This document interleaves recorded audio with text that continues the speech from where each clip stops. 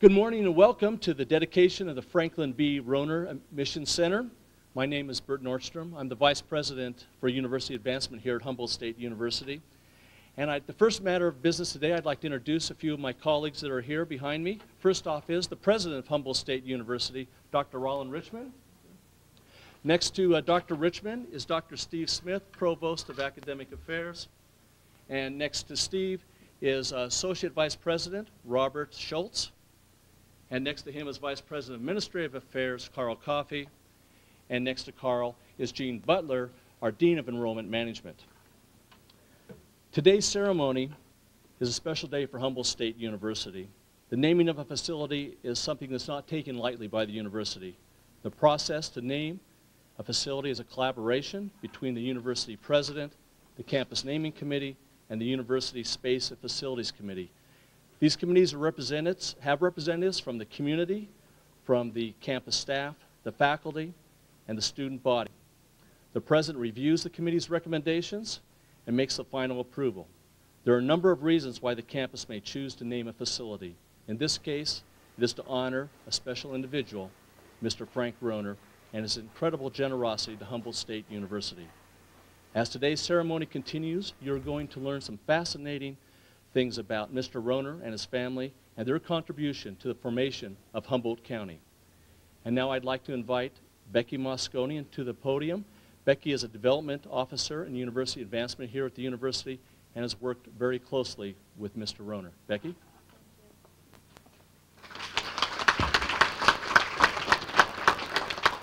I have had the pleasure of communicating with Mr. Rohner throughout the planning process for this special day.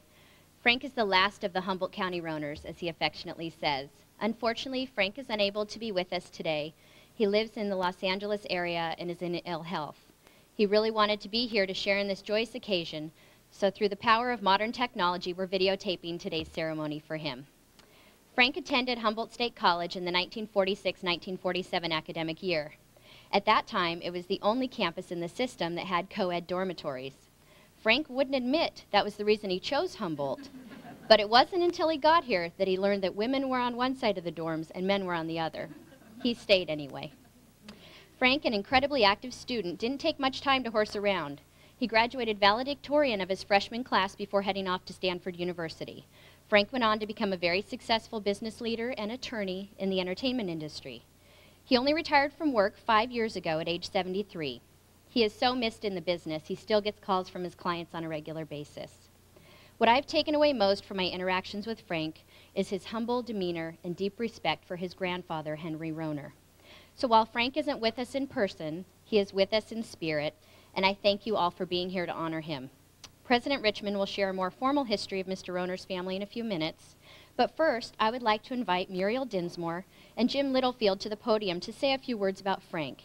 Muriel was a recipient of our 2005 Distinguished Alumni Awards and is a member of our Facilities Naming Committee. Mr. Littlefield is a lifelong friend of Mr. Rohner's. Muriel and Jim? Thank you, Becky. I had the pleasure of going to Fortuna High with Frank Rohner. He was a great guy. Everybody knew Frank, everybody liked him, and he was, first and foremost, he was an achiever.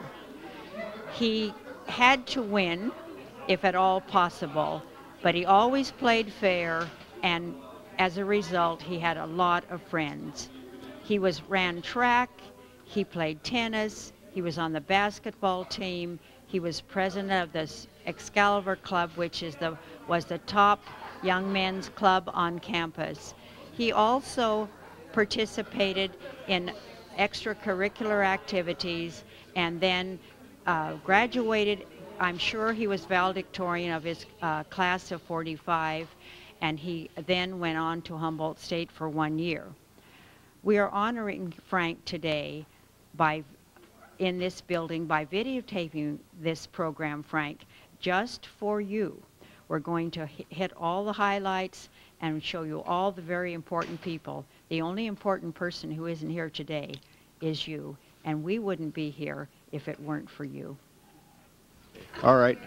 68 years ago at the Fortuna Elementary School, there was a boy came from San Francisco and joined our class. It was Franklin B. Rohner. And he and I together through elementary school and through high school. And then in 1945, there were three of us joined the Navy together. Frank Rohner, Fred Doris, and Jim Littlefield. And we went through the basic training in San Diego and then went our separate ways. A few years ago, I was contacted by an attorney and a realtor, and they said that there was a station master's house that they wanted to give to the park to adjoin the museum. And I thought, well, that sounds like a reasonable thing to do. All I need is money. So I called Frank Rohner. And he said, well, Jim, how much money do you think you need? And I said, well, let's start with $50,000. And he said, well, I think that's a little much. How about 35? And I said, all right, we'll start with 35. And then 2 days later, the realtor called me back and said, it's all off, Jim. I sold the house. But that started Frank and I together thinking about a Rohner room at the park. And it is now a reality, and I would invite all of you to go see it, because Frank donated more than the $50,000 to update that museum and to create that room. And like I say, it's worth seeing. That is it. Thank you. Thank you, Jim.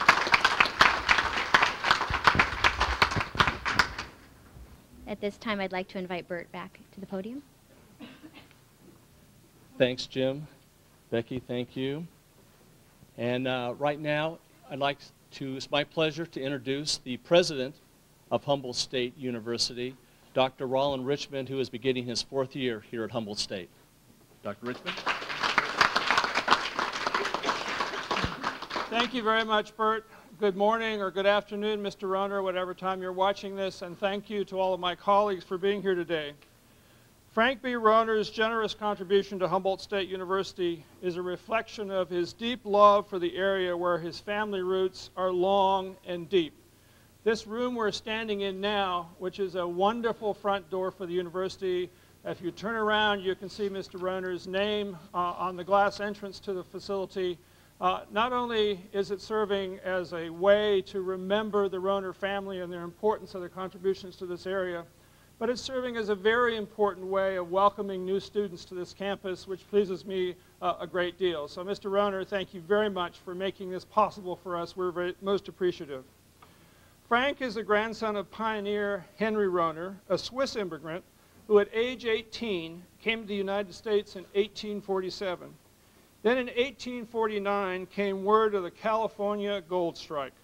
Henry and several young Swiss friends joined the gold rush and trekked across the continent to seek their fortunes. That was a time when you couldn't call up some airline and say, I need to go to Los Angeles tomorrow. You had to do it in another way. After an arduous journey on which Henry walked most of the way, they reached Sacramento in September of 1849 and received advice from fellow Swiss John Sutter. For many months, Henry and friends sought gold with moderate success along the Feather, Trinity, and Salmon rivers. What an interesting experience that must have been to see the Trinity in those days. From a fellow prospector at Big Bar, they heard of a good farmland to the west in the Eel River Valley, and in 1851, Henry acquired land there. Henry Rohner founded and developed Rohnerville and Fortuna.